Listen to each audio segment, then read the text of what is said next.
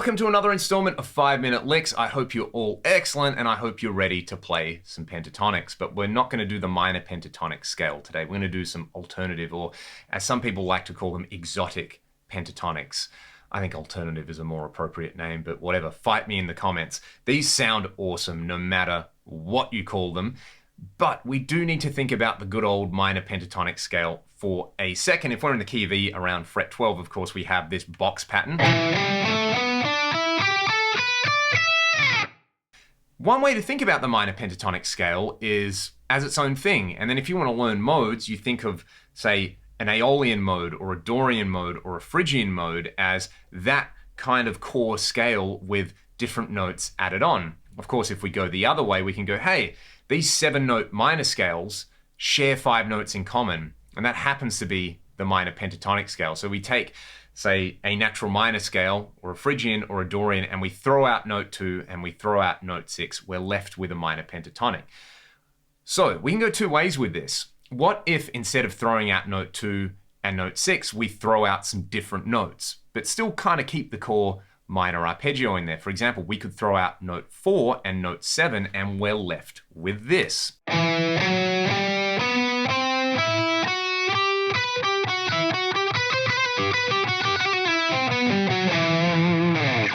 That's a scale called the Hirajoshi scale. To me, it sounds like something Marty Friedman would use, and that's an awesome thing.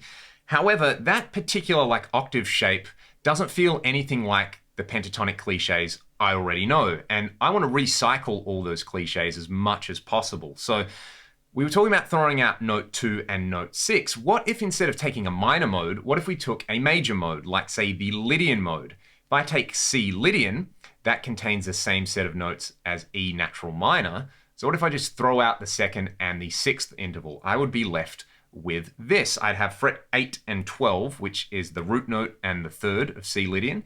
That's on the low string. Then I would have the raised 4th and the 5th on the A string. So that's fret 9 and 10. And fret 9 and 10, again, that's the major 7th and the octave. So I have this little pattern.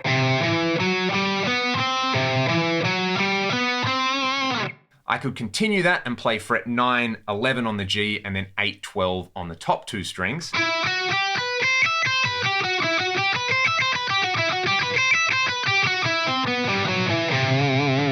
And already I could take a minor pentatonic sequence kind of like this,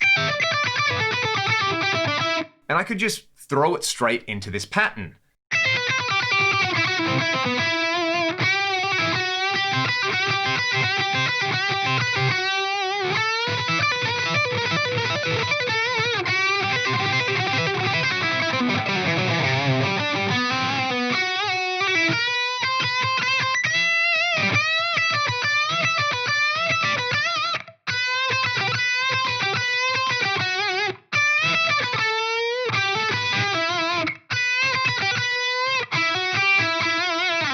As long as I keep targeting the note E, this is going to still work in the key of E minor.